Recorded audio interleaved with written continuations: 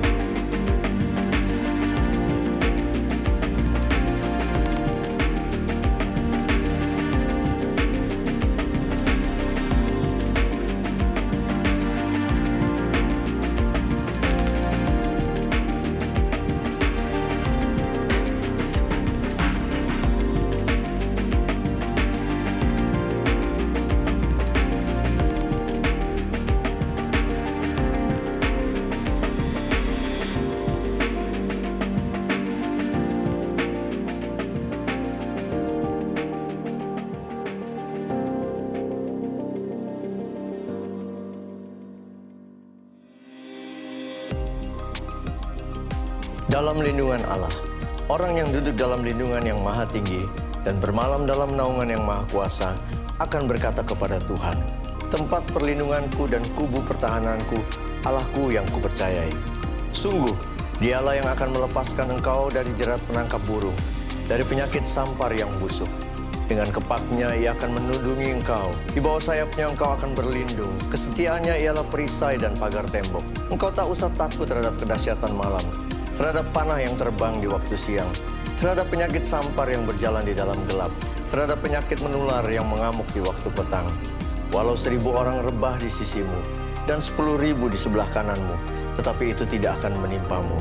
Engkau hanya menontonnya dengan matamu sendiri, dan melihat pembalasan terhadap orang-orang fasik. Sebab Tuhan ialah tempat perlindunganmu, yang maha tinggi telah kau buat tempat perteduhanmu. Malapetaka tidak akan menimpa kamu, dan tulah tidak akan mendekat kepada kemahmu. Sebab malaikat-malaikatnya akan diperintahkannya kepadamu untuk menjaga engkau di segala jalanmu. Mereka akan menatang engkau di atas tangannya, supaya kakimu jangan terantuk kepada batu. Singa dan ular tedung akan kau langkahi, engkau akan menginjak anak singa dan ular naga. Sungguh, hatinya melekat kepadaku, maka aku akan meluputkannya. Aku akan membentenginya, sebab ia mengenal namaku. Bila ia berseru kepadaku, aku akan menjawab. Aku akan menyertai dia dalam kesesakan. Aku akan meluputkannya dan memuliakannya.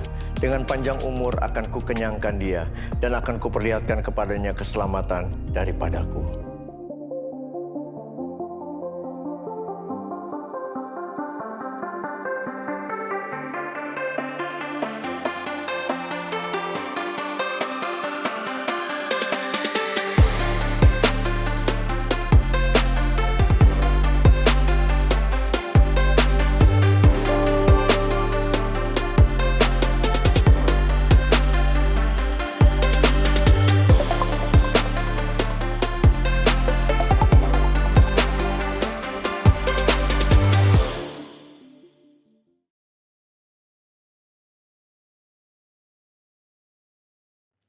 Happy Sunday semuanya, saya berdoa roh kita tetap menyala-nyala pada masa ini.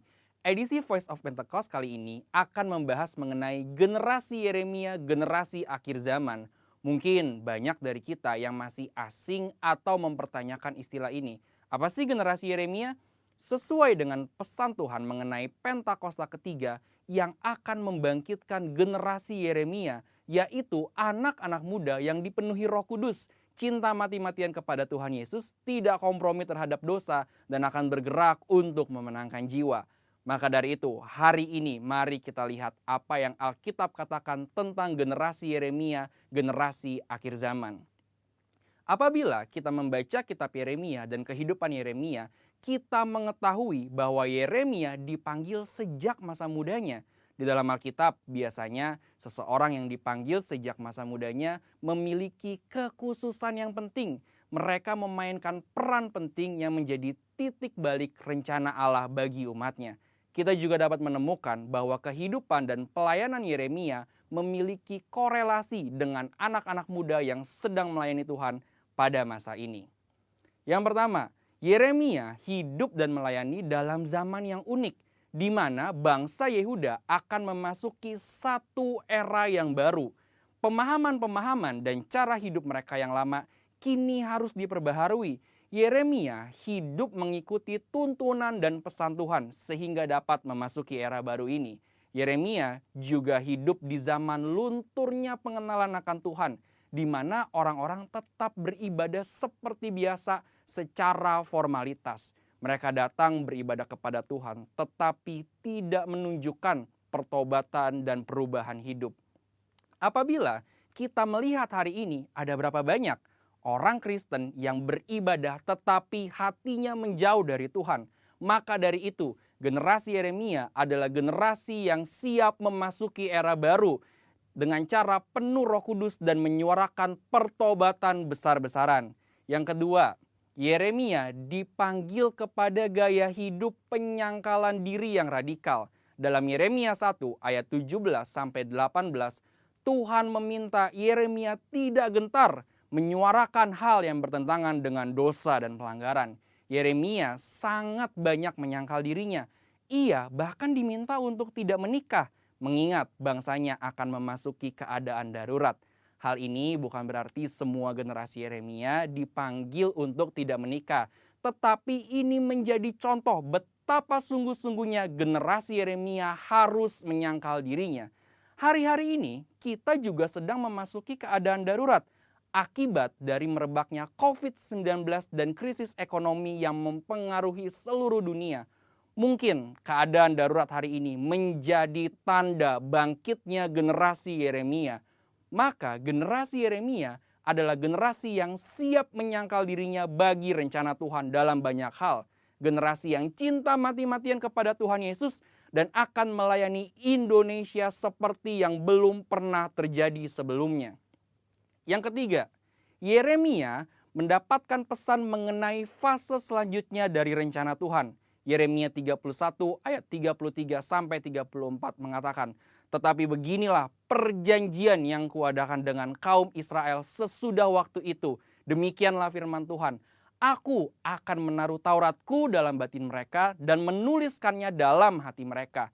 Maka aku akan menjadi Allah mereka dan mereka akan menjadi umatku. Dan tidak usah lagi orang mengajar sesamanya atau mengajar saudaranya dengan mengatakan, 'Kenallah Tuhan,' sebab mereka semua besar kecil akan mengenal aku, demikianlah firman Tuhan. Sebab aku akan mengampuni kesalahan mereka dan tidak lagi mengingat dosa mereka." Dari ayat ini kita mengetahui bahwa Yeremia adalah pembawa pesan mengenai suatu perjanjian yang baru, di mana keadaan Israel akan dipulihkan karena tugas mereka belum selesai, yaitu datangnya Mesias Tuhan Yesus Kristus. Maka dari itu, generasi Yeremia adalah generasi yang membawa pesan Tuhan tentang kedatangan Tuhan Yesus Kristus yang didahului oleh penggenapan amanat agung. Hari ini, mari saudara sekalian, kita meresponi panggilan Yeremia dengan cara hidup penuh Roh Kudus, cinta mati-matian kepada Tuhan Yesus, tidak kompromi terhadap dosa, dan bergerak memenangkan jiwa. Tuhan Yesus memberkati.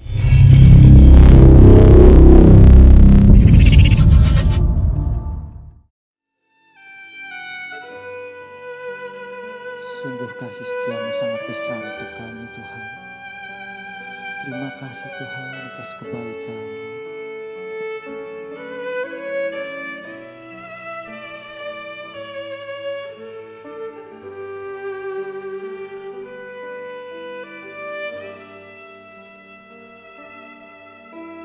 Sungguh besar setiamu, Kau nyatakan bagiku.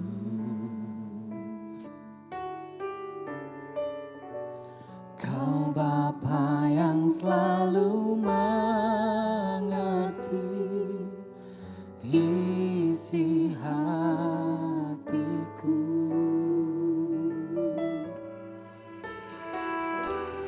Kemuliaan-Mu Kau janjikan, aku tetap percaya. Ku percaya janji-Mu ajaib terukir dalam kehidupanku. Ku berserah di dalam kekuatan-Mu. Ku percaya.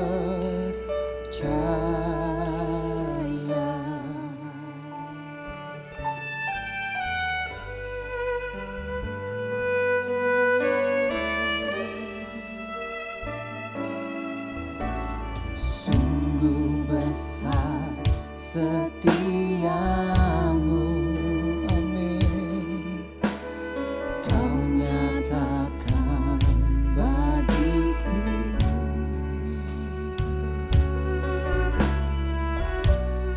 Kau Bapa yang selalu mengerti isi hatiku.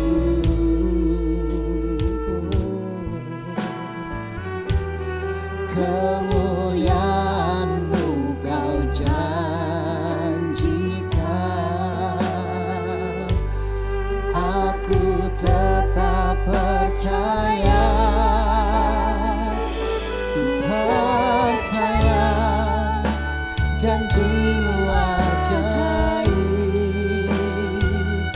terukir dalam kehidupanku. Berserah di dalam kekuatan-Mu, hanya Kau segalanya bagiku. Ku percaya janji-Mu ajaib terukir dalam kehidupanku. Ku berserah di dalam kekuatan-Mu. Ku percaya.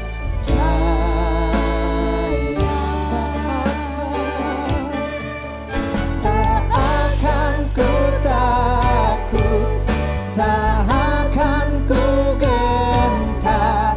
Kaulah imanku, Kaulah Tuhanku. Tak akan ku ragukan kebaikan-Mu di hidupku. Mari kita bangkit berdiri saudara. Percaya janji-Mu ajaib terukir dalam kehidupanku, amin. Ku berserah di dalam kekuatan-Mu, hanya Kau segalanya bagiku. Percaya janji-Mu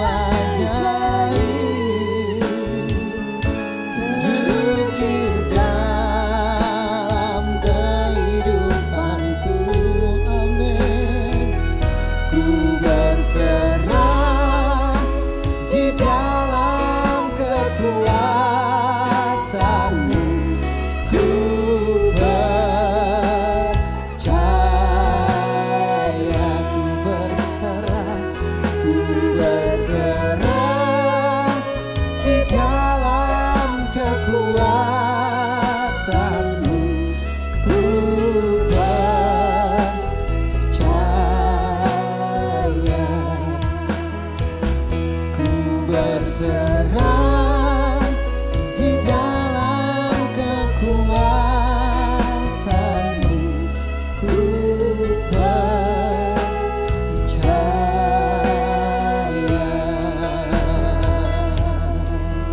Haleluya,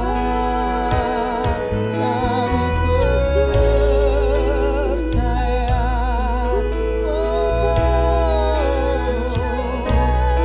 Besar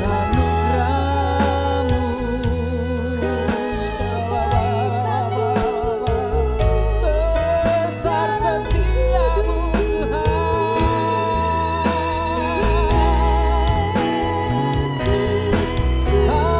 Haleluya, kami terima kasih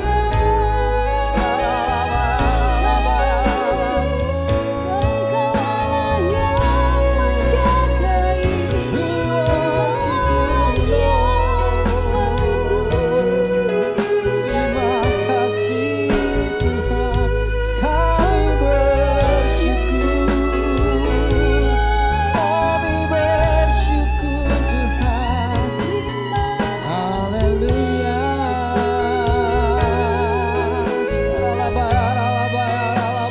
Terima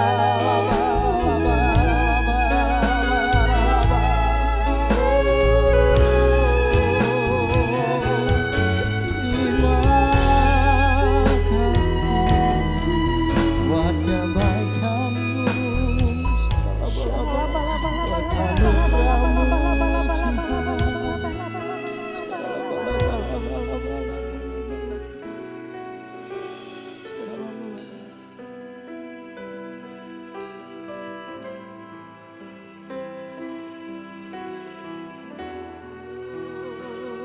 Terima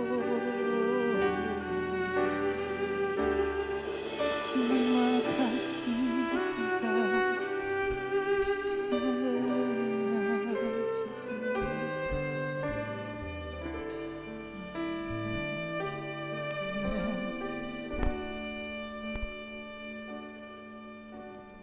meskipun tak ku mengerti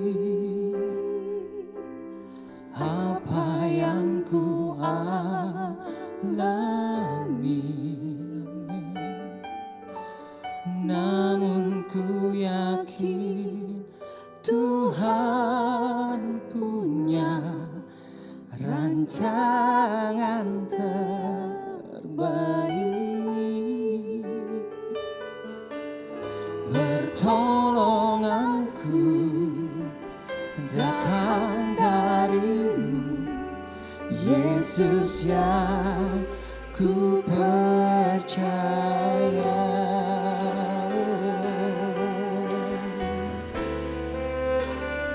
Yang tak mungkin bagiku,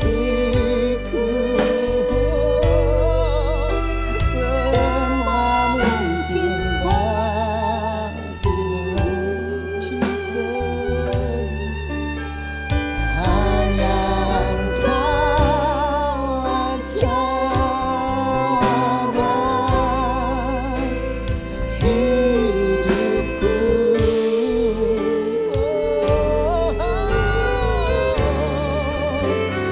Yang tak pernah ku lihat dan tak pernah ku pikirkan. Amin. Itu yang Kau sediakan bagiku.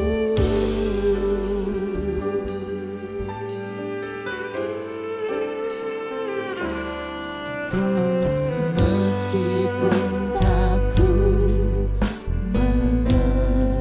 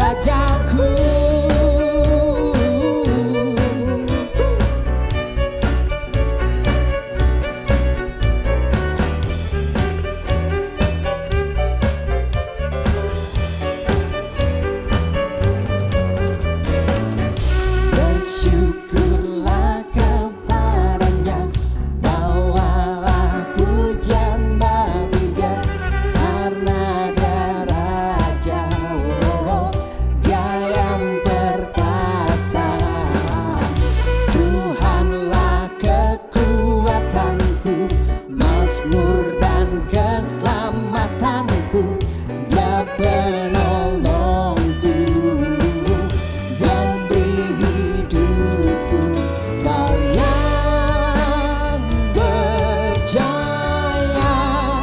seluruh semesta sujud menyembah. Kau yang berjaya, Kau yang berjaya, seluruh semesta sujud menyembah.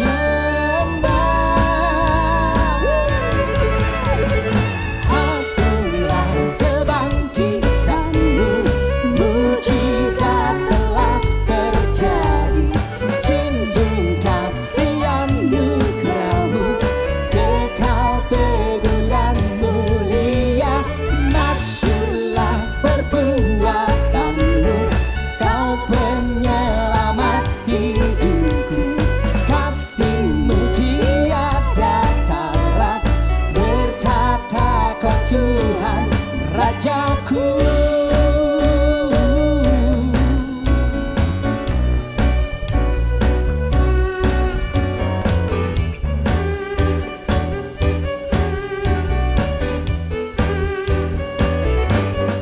Rajaku.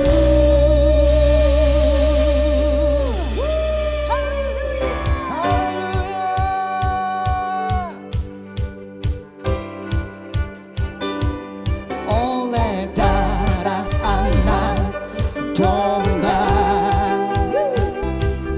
oleh kesaksian kita,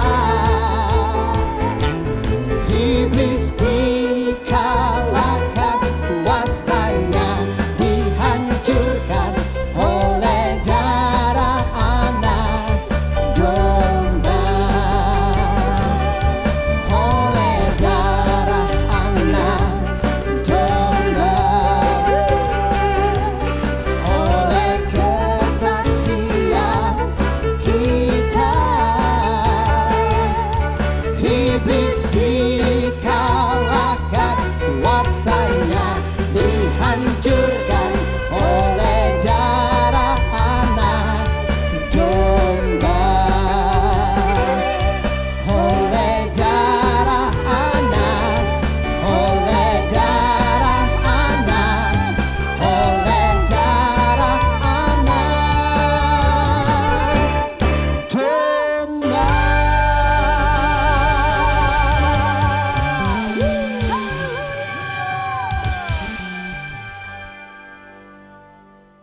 Mari kita berdoa, Bapak Ibu Saudara. Terima kasih Tuhan, kami mengucap syukur buat hari ini. Hari yang terakhir di minggu yang terakhir dari bulan Oktober. Kami bersyukur buat penyertaan Tuhan selama ini buat kami. Engkau menyertai Lewi Tuhan, Engkau menyertai semua anak-anak Tuhan. Kami sampai di akhir bulan dari Oktober ini. Kami bersyukur Tuhan buat bulan yang sudah kami lalui bersama dengan Tuhan. Dan kami tahu bersama dengan Engkau kami lebih daripada pemenang. Ini kami Tuhan, dan kami siap sekarang untuk mendengar firman-Mu. Dalam nama Yesus kami berdoa dan mengucap syukur. Sama-sama katakan amin. Shalom saudara. Haleluya. Akhirnya kita bertemu kembali dalam minggu yang terakhir di bulan Oktober ini. Dan temanya masih sama untuk bulan Oktober adalah Kingdom Lifestyle. Revolusi Amerika memiliki Declaration of Independence. Karl Marx dengan Komunis Manifesto. Di dalam Matius pasal 5, Yesus memiliki yang namanya Declaration of Kingdom. Deklarasi tentang kerajaannya. Jika Yesus menjadi raja dalam hidupmu, maka kita harus memiliki gaya hidup anak-anak kerajaan. Gaya-gaya hidup anak kerajaan. Hari ini saya akan menyampaikan buat kita semua dari Matius pasal ke-5 dan juga Matius pasal ke-6. Matius terkenal sebagai penulis Injil yang memberitakan Yesus sebagai raja. Nah, hari ini kita akan melihat dan mendengar gaya hidup kerajaan Allah melalui Matius pasal ke-5 dan pasal yang ke-6. Apa saja gaya hidup anak kerajaan? Yang pertama, gaya hidup kerajaan Yesus adalah gaya hidup berbahagia. Gaya hidup blessed atau diberkati. Dalam bahasa Grekanya makarios. Makarios artinya Allah berkenan akan saudara. Allah memuji saudara dan Allah memberikan berkatnya atas saudara. Itu sebabnya di Matius pasal 5 ayat 3 sampai 12 saudara bisa melihat di sana dikatakan diberkatilah, diberkatilah, diberkatilah, atau dalam bahasa Indonesianya berbahagialah, berbahagialah, berbahagialah. Ada 9 kali dituliskan berbahagialah orang yang, berbahagialah orang yang. Poin yang pertama, saudara sebagai anak-anak kerajaan adalah anak-anak yang memiliki gaya hidup yang hidupnya berbahagia, hidupnya diberkati oleh Tuhan. Memang bukan berkat materi dalam hal ini, tidak hanya berkat materi, tapi khususnya Yesus memulai dengan berkat rohani. Dan di dalam Matius pasal 5 ayat 3 sampai 12 ada sikap-sikap yang diinginkan oleh Tuhan. Ada attitude-attitude yang diinginkan oleh Yesus untuk membuat saudara hidup dan diberkati serta berbahagia oleh Tuhan. Itu sebabnya khotbah di bukit dalam Matius pasal 5 itu disebut Beatitudes. Atau dalam bahasa Inggrisnya itu Beatitudes, Beatitude. Ada sikap-sikap yang harus dimiliki oleh kita untuk kita memiliki hidup yang berbahagia. Bapak Ibu, saudara sekalian yang dikasihi Tuhan, gaya hidup kerajaan Allah yang pertama adalah gaya hidup diberkati. Tuhan mau kita diberkati. Siapa yang tidak mau diberkati oleh Tuhan? Siapa yang mau hari-hari ini hidupnya tidak diberkati? Semua dari kita mau diberkati, mau hidupnya berbahagia. Di dalam Matius pasal 5, Yesus memulai dengan ayat yang ketiga. Berbahagialah orang yang miskin di hadapan Allah. Dan nanti Bapak Ibu Saudara bisa melihat sendiri dalam Alkitab Saudara. Matius pasal 5 ayat 4, 5 dan sebagainya. Ayat 3 merupakan fondasi atau dasar dari semua kata berbahagia selanjutnya. Dari semua attitude atau sikap-sikap yang akan menjadi bagian dalam hidup kita. Yang pertama harus dimulai dengan ini. Berbahagia orang yang miskin di hadapan Allah. Ini dasar dari semua kata berbahagia saudara. Saudara harus miskin di hadapan Allah. Miskin artinya saudara tidak punya kelebihan akan kemampuan rohani. Saudara miskin di hadapan Allah membuat saudara jadi bergantung dengan Tuhan. Menjadi saudara sangat mempercayai Tuhan, harus mempercayai Tuhan. Sehingga Tuhan mencurahkan berkat-Nya dalam kehidupan saudara dan saya. Saya berdoa Bapak Ibu Saudara, hari-hari ini saudara yang membutuhkan kebahagiaan dalam hidup, diberkati oleh Tuhan. Mulai dari hal yang rohani. Yang pertama, miliki attitude anak kerajaan Allah. Dimulai dengan miskin di hadapan Allah. Dan inilah gaya hidup yang pertama. Tuhan mau saudara dan saya hidup berbahagia. Anak-anak kerajaan memiliki gaya hidup ini. Sukacita, berbahagia, bersukacita, diberkati oleh Tuhan. Yang kedua, dari Matius pasal yang kelima juga dapat kita lihat dari Matius pasal 5 ayat 13 sampai dengan 16. Dikatakan di sana bahwa gaya hidup yang kedua yang dilukiskan oleh Matius, gaya hidup kerajaan bukanlah gaya hidup yang berpusat pada diri kita sendiri. Tetapi gaya hidup kerajaan adalah gaya hidup yang memberi dampak. Dan dampak ini adalah dampak yang positif pada orang lain. Matius 5 ayat 13 sampai 16. Tuhan katakan kamu adalah garam dunia. Kamu adalah terang dunia.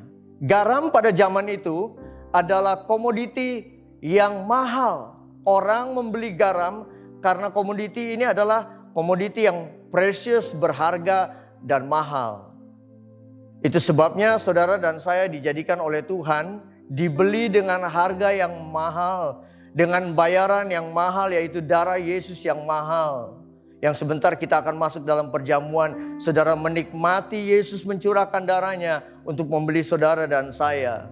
Itu sebabnya kita disebut sebagai garam dunia, karena berharga, karena mahal. Tuhan mau saudara dan saya menjadi garam, memberikan pengaruh, memberikan daya awet buat dunia ini. Tidak hanya menjadi garam. Garam itu tidak berpusat pada dirinya sendiri. Garam itu harus menjadi berkat buat banyak orang.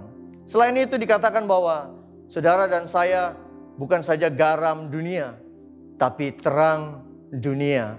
Kamu adalah terang dunia. Terang dunia adalah predikat yang dimiliki oleh Yesus. Waktu Yesus jalan di muka bumi, Yesus katakan, "Akulah terang dunia." Kita mengambil predikat itu, Yesus berikan kepada kita. Itu sebabnya penting untuk saudara dan saya menjadi terang dunia. Karena kita memakai predikat Yesus sendiri. Yesus katakan dia terang dunia. Terang tidak boleh ditaruh di bawah gantang. Terang harus bersinar dan menyinari, khususnya menyinari dunia ini. Saudara dan saya dipanggil untuk menyinari dunia yang sedang gelap ini. Dipanggil untuk menjadi garam. Garam berfungsi untuk mengawetkan, memberikan rasa. Di mana dunia hari-hari ini kehilangan rasa, kehilangan cinta mula-mula. Dan tidak awet di dalam, baik itu pernikahan, baik itu dalam kehidupan kekristenan. Kita adalah garam dunia. Kita berperan untuk memberikan rasa dan juga mengawetkan kekristenan, nilai-nilai kerajaan dalam kehidupan ini. Saudara dan saya adalah garam dunia. Poin yang kedua, gaya hidup kerajaan bukanlah gaya hidup yang berpusat pada diri kita sendiri. Tapi seperti terang, saudara harus memberi dampak keluar. Dan dampak itu adalah dampak yang positif. Saya percaya hari-hari ini adalah kesempatan yang berharga buat saudara dan saya. Seperti Efesus pasal 5 ayat 9 berkata, terang itu menghasilkan buah atau membuahkan hasil. Dan terang membuahkan keadilan, membuahkan kebaikan, dan membuahkan kebenaran. Ada 3 hal yang Tuhan mau dari kita sebagai terang. Kita menghasilkan kebaikan, menghasilkan keadilan, dan menghasilkan kebenaran. Kebaikan bicara mengenai sikap hidup saudara. Apakah saudara memiliki sikap hidup yang baik, cara hidup yang baik di depan dunia yang hari-hari ini semakin gelap. Yang kedua, keadilan itu bicara dalam bahasa Inggrisnya righteousness. Dalam bahasa Indonesia diterjemahkan keadilan. Dan ini bicara mengenai righteous, sikap hati sebagai orang yang benar. Apakah kita mencerminkan orang-orang yang sudah dibenarkan oleh Tuhan sehingga kita bisa menunjukkan kebenaran dalam kehidupan kita. Yang terakhir, terang itu membuahkan tidak hanya kebaikan, tidak hanya keadilan, tapi juga terang membuahkan kebenaran. Efesus 5 ayat 9 menggambarkan itu. Kata kebenaran di sini diambil dari bahasa Inggris truth, yang artinya kebenaran firman Tuhan. Jadi saudara, terang itu menghasilkan tingkah laku dalam hidup saudara yang baik, menghasilkan sikap hati saudara yang baik, yang benar, yang sudah dibenarkan oleh Tuhan. Dan yang terakhir adalah tentang truth atau kebenaran firman Tuhan yang keluar dari mulut bibir saudara. Jadi pikiran, roh saudara, perasaan saudara, dan juga perkataan saudara, sikap hidup saudara dicerminkan dari terang saudara yang bersinar dan berdampak bagi dunia. Inilah yang Tuhan mau dalam hidup kita, supaya kita memiliki gaya hidup kerajaan. Yang terakhir, gaya hidup kerajaan adalah melakukan kewajiban agama, perbuatan baik, perbuatan kebenaran kita dengan motivasi yang benar. Saya ajak kita membuka dalam Matius pasal yang ke-6 ayat yang ke-1. Ayat ke-1 daripada Matius pasal yang ke-6 berkata demikian. Ingatlah, janganlah kamu melakukan kewajiban agamamu di hadapan orang supaya dilihat mereka. Karena jika demikian, kamu tidak beroleh upah dari Bapamu yang di sorga. Sekali lagi, ayat 1. Ingatlah, janganlah kamu melakukan kewajiban agamamu di hadapan orang supaya dilihat mereka. Karena jika demikian, kamu tidak beroleh upah dari Bapamu yang di sorga. Beberapa penerjemahan dalam Alkitab dikatakan kewajiban agama itu adalah perbuatan baik. Dan tidak hanya perbuatan baik, tapi juga disebut sebagai perbuatan kebenaran. Saudara dan saya sebagai anak-anak kerajaan, saudara memiliki gaya hidup ini. Gaya hidup yang melakukan kewajiban agama, perbuatan baik, perbuatan kebenaran kita dengan motivasi yang benar. Tadi kita sudah lihat dalam ayat yang satu dikatakan, jangan kamu melakukan kewajiban agamamu supaya dilihat orang. Suatu hari Yesus berkata, kamu harus lebih baik daripada ahli Taurat. Kehidupan keagamaanmu harus lebih baik, harus lebih tinggi. Jangan tidak lebih baik. Apa maksudnya saudara?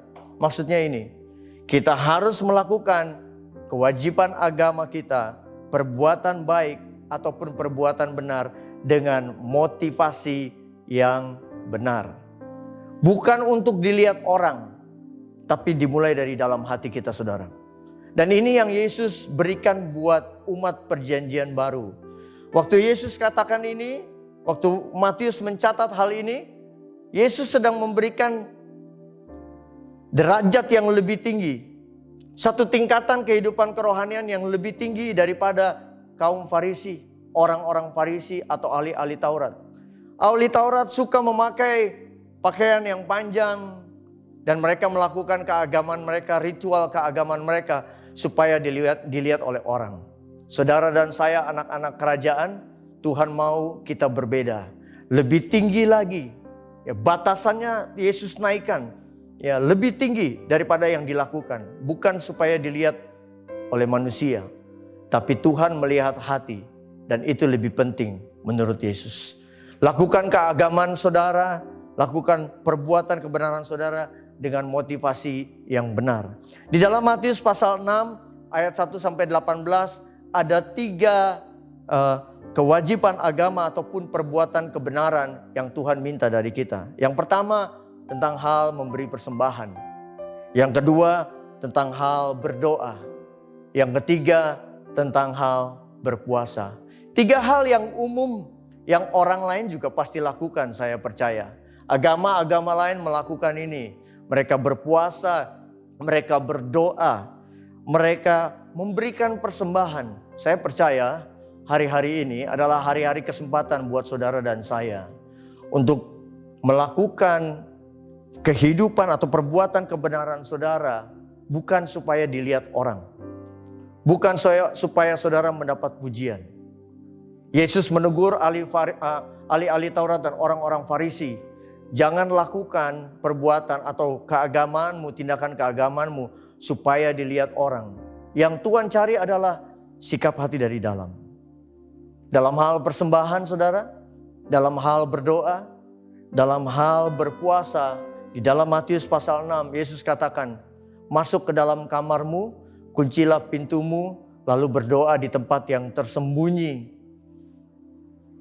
Maka Tuhan akan memberkati saudara dan saya. Waktu memberikan persembahan juga seperti itu. Memberi dengan tangan kanan, tangan kiri tidak perlu melihat. Waktu saudara berpuasa juga, dandani wajah saudara supaya tidak terlihat muram, terlihat pucat. Supaya orang melihat bahwa saudara sedang berpuasa. Kesannya sangat rohani, tapi yang dicari bukan sikap luar. Yang dicari adalah apa yang di dalam, motivasi yang benar. Bukan supaya dilihat oleh manusia, tetapi supaya diperkenan oleh Allah. Semua dimulai dari dalam hati saudara. Semua yang tersembunyi. Dan Alkitab katakan, kalau engkau melakukannya di tempat tersembunyi, perhatikan ini. Alkitab katakan, maka Tuhan akan memberkati saudara secara terbuka, openly. You will be blessed openly. Saudara akan diberkati secara terbuka. Kita doa secara tersembunyi, memberi tidak terlihat orang. Saudara juga berpuasa tidak tunjukkan, hari-hari ini kita berpuasa kita tidak tunjukkan sama orang. Tapi berkatnya orang bisa lihat. Saudara mengerti maksudnya? Saudara berdoa, orang tidak tahu berapa jam saudara berdoa. Orang tidak perlu tahu saudara berdoa berapa lama. Tapi berkat yang Tuhan berikan akan terlihat secara manifestasi dalam fisik. Dalam alam jasmani ini. Akan begitu terlihatnya. Bahwa saudara telah melakukan kewajiban agama saudara secara atau dengan motivasi yang benar. 3 hal ini saudara saya berikan buat kita hari ini. Sebagai anak-anak kerajaan. Saudara memiliki gaya hidup kerajaan. Yang pertama, gaya hidup kerajaan Yesus adalah gaya hidup yang berbahagia dan diberkati. Makarios. Tuhan mau saudara dan saya diberkati oleh Tuhan. Saya percaya hari ini berkat Tuhan, saudara yang mendengar di rumah, Bapak Ibu, anak-anak semua yang menyaksikan online, khotbah online ini, ibadah online hari ini. diberkati oleh Tuhan. Kita akan memasuki akhir tahun daripada 2020. Saya percaya berkat Tuhan melimpah, kebahagiaan, dan juga berkat Tuhan turun atas kita. Asal kita menjadi anak-anak kerajaan. Yang kedua, gaya hidup kerajaan waktu saudara diberkati oleh Tuhan. Tuhan mau saudara memberikan dampak yang positif. Jadilah garam dan terang dunia. Nyatakan kebaikan dalam tingkah laku saudara. Nyatakan kebenaran dari hati yang tulus. Nyatakan keadilan dari hati yang tulus. Kebenaran dalam tutur kata saudara. Dan yang terakhir, gaya hidup kerajaan adalah melakukan kewajiban keagamaan atau perbuatan baik ataupun perbuatan kebenaran saudara dengan motivasi yang benar. Bukan untuk dilihat orang, tapi biarlah Tuhan yang melihat kita. Nah, sebagai penutup saya sampaikan buat saudara, kita lihat dalam Matius pasal 6 ayat yang sangat terkenal saudara. Matius pasal 6 ayat 33 berkata demikian. Tetapi carilah dahulu kerajaan Allah dan kebenarannya, maka semuanya itu akan ditambahkan kepadamu. Kebenaran yang saya mau bagikan sebagai kesimpulan hari ini buat kita, bahwa yang rohani selalu mendahului yang jasmani, bukan sebaliknya. Yang jasmani akan mengikuti yang rohani. Itu sebabnya Yesus katakan di dalam Matius pasal 6 ayat 33 ini, cari dahulu kerajaan Allah dan kebenarannya. Miliki gaya hidup kerajaan saudara. Biarlah Yesus tidak hanya menjadi Tuhan, tapi menjadi Raja dalam kehidupan saudara. Banyak orang menjadikan Yesus sebagai Tuhan, tapi sedikit orang memberikan diri untuk dikuasai oleh Yesus. Untuk Yesus menjadi Raja di dalam kehidupannya. Menjadi Raja artinya Yesus berdaulat atas hidupmu. Yesus menguasai dan mengatur kehidupanmu. Seperti Paulus katakan, hidupku bukannya aku lagi, tapi Kristus dalamku. Itu artinya kerajaan Allah menguasai kehidupan Paulus. Matius 6 ayat 33 berkata, cari dahulu kerajaan Allah dan kebenarannya. Yang rohani selalu mendahului yang jasmani. Berkat jasmani, itu sebabnya Yesus katakan jangan khawatir hari-hari ini. Saya percaya sampai bulan Oktober ini, dari Maret kita mengalami pandemi, banyak orang yang berteriak, banyak orang yang di PHK. Oh, terjadi resesi ekonomi bukan saja di Indonesia tapi di mana-mana. Satu hal yang pasti saudara, janji Tuhan selalu ya dan amin bagi kita. Dan berkat Tuhan selalu tersedia buat kita. Dan kita tidak perlu khawatir. Matius 6 katakan, jangan kamu khawatir. Burung di udara dipelihara, bunga di padang dia hiasi. Apalagi saudara dan saya, umat kerajaan Allah, anak-anak kerajaan Allah yang dibeli mahal oleh darahnya. Saudara tidak perlu khawatir. Satu hal yang Tuhan mau, cari dahulu kerajaan Allah dan kebenarannya. Cari hal-hal yang rohani. Jangan cari hal yang dunia. Yesus membandingkan dengan mamon di sini. Jangan kita bertuankan mamon, tapi biarlah Tuhan menjadi raja dalam kehidupan kita. Tuhan memberkati. Mari kita berdoa Bapak Ibu. Terima kasih Tuhan buat firman-Mu hari ini. Kami bersyukur firman-Mu sudah keluar buat kami. Kamilah anak-anak kerajaan Tuhan. Biarlah hari-hari ini kami memiliki gaya hidup kerajaan. Kami memiliki gaya hidup kerajaan diberkati oleh Tuhan. Memiliki karakter-karakter Kristus dalam kehidupan kami. Memiliki kebahagiaan diberkati oleh Tuhan karena punya attitude sesuai dengan anak kerajaan Allah. Tuhan, biarlah kami hari-hari ini memiliki gaya hidup yang tidak egois, tapi justru menjadi berkat, menjadi dampak yang positif di luar sana. Kami sudah jadi garam dan terang bagi dunia. Kami bersyukur Tuhan, pakai setiap kami hamba berdoa, setiap yang menyaksikan pagi hari ini, menyaksikan siang hari ini, ataupun malam hari ini. Biarlah kami menjadi berkat, menjadi dampak dimanapun kami berada. Jadi garam dan jadi terang dunia. Terima kasih Bapa. Dan kami bersyukur Engkau mau kami berdoa dengan motivasi yang benar. Berpuasa dengan motivasi yang benar. Memberi dengan motivasi yang benar. Kami mau cari kerajaan Allah dan kebenarannya terlebih dahulu Tuhan. Supaya janji-Mu nyata dalam kehidupan kami. Setiap berkat-berkat Tuhan akan ditampakkan dalam kehidupan kami. Terima kasih Bapak, kami tutup bulan Oktober ini dengan mencari kerajaan Allah dan kebenarannya. Dan kami buka lembaran baru di November. Kami percaya Tuhan, berkat Tuhan melimpah atas kami. Terima kasih Bapa, terima kasih. Di dalam nama Tuhan Yesus kami berdoa, mengucap syukur, dan kami menerima berkat-Mu. Amin.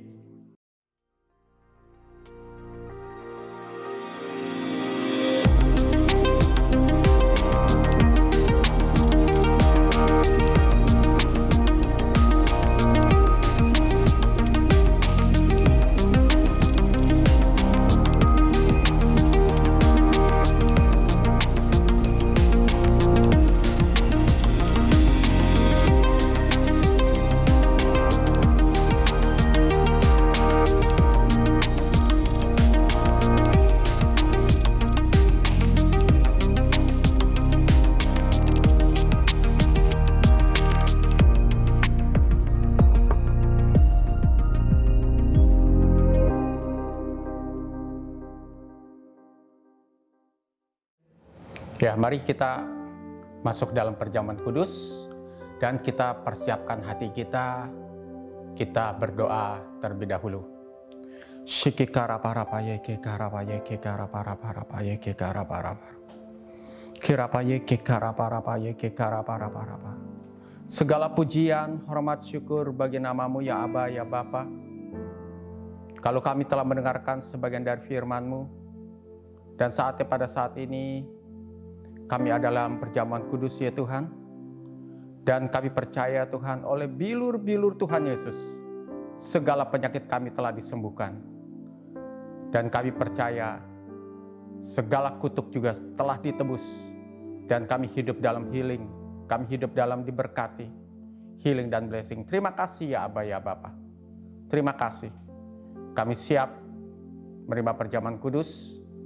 Kami percaya Tuhan, semuanya telah Kau siapkan bagi kami. Terima kasih untuk kasih karunia-Mu. Segala pujian, hormat, syukur bagi namamu Tuhan. Mari Bapak Ibu siapkan hati. Kita akan masuk dalam perjamuan kudus. Dalam nama Tuhan Yesus. Haleluya. Amin. Mari kita angkat perjamuan kudus kita, roti kita, di tangan kanan.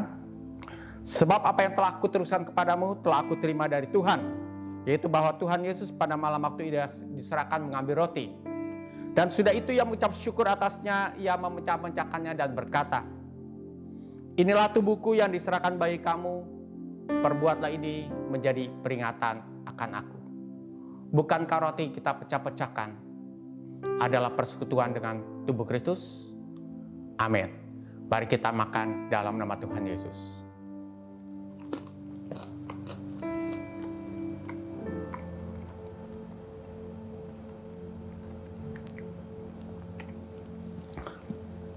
Terima kasih untuk tubuhmu Tuhan Yesus. Oleh bilur-bilur Tuhan Yesus, kami telah sembuh.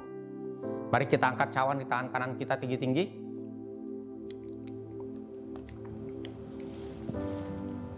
Demikian juga ia mengambil cawan sudah makan lalu berkata, cawan ini adalah perjanjian baru yang dimeteraikan oleh darahku. Perbuatlah ini setiap kali kau minumnya menjadi peringatan akan aku. Bukankah cawan yang atasnya kita ucapkan syukur adalah persekutuan dengan darah Kristus? Amin. Mari kita minum dalam nama Tuhan Yesus. Terima kasih darahmu Tuhan Yesus. Oleh bilur-bilur Tuhan Yesus, kami telah sembuh. Mari kita ucapkan syukur pada Tuhan. Terima kasih. Terima kasih Tuhan. Terima kasih, terima kasih, terima kasih, terima kasih, terima kasih. Terima kasih untuk darahmu, terima kasih untuk tubuhmu, terima kasih untuk penebusanmu Tuhan. Terima kasih, terima kasih, terima kasih, terima kasih, terima kasih, terima kasih. Mari kita angkat kedua tangan kita. Bagi Bapak Ibu yang mengalami sakit penyakit, letakkan tangan kiri di organ tubuh bagian yang sakit. Apakah itu di bagian kepala? Apakah itu di leher, di dada, di perut, di pinggang, di punggung, di tangan, di kaki? Kami katakan segala organ-organ tubuh yang mengalami sakit penyakit, kami perintahkan dan kami cabut segala sakit penyakit di dalam nama Tuhan Yesus. Dan oleh bilur biru Tuhan Yesus, segala organ tubuh yang sakit dijamah oleh bilur biru Tuhan Yesus. Alami kesembuhan dalam nama Tuhan Yesus. Alami kesembuhan dalam nama Tuhan Yesus. Dan organ-organ tubuh jadilah sehat, jadilah kuat dalam nama Tuhan Yesus. Dan mari kita angkat kedua tangan kita. Kita percaya, kita alami bukan hanya healing, tapi juga blessing. Diberkatilah keluar masuk kita semuanya. Diberkatilah kita di kota. Diberkatilah kita di pekerjaan usaha kita. Diberkatilah rekening-rekening bank kita. Diberkati kita akan terus naik, tidak akan pernah turun, menjadi kepala bukan ekor. Diberkati dengan berkat Abraham, Ishak, Yakub, Israel, yaitu di dalam nama Tuhan kita Yesus Kristus. Dalam nama Tuhan Yesus diberkati berlimpah, limpah, limpah, limpah. Amin. Mari kita angkat kedua tangan kita, terima berkat Tuhan. Damai serta perlindungan berkat-berkat daripada Allah Bapa, kasih yang sempurna daripada Tuhan kita Yesus Kristus, persekutuan, penghiburan dan kuasa daripada Roh Kudus yang menyertai memberkati kita semua. Mulai dari sekarang sampai kita menyongsong Tuhan kita Yesus Kristus di awan permai, bahkan kekal sampai selama-lamanya. Mari yang telah menerima berkat kita sama-sama katakan amin. Tuhan Yesus memberkati. Melakukan pekerjaan yang hebat, lebih dari yang Dia lakukan. Karena Dia di dalamku dan ku ada dalam Dia, menjadi terang bagi dunia.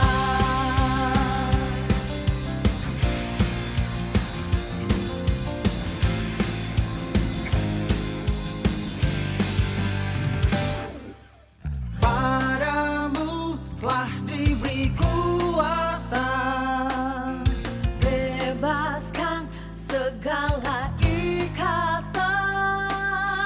mari bersama Menangkan jiwa, taklukkan dunia bersama. Melakukan pekerjaan yang hebat, lebih dari yang Dia lakukan. Karena Dia di dalamku dan ku ada dalam Dia, menjadi terang bagi dunia.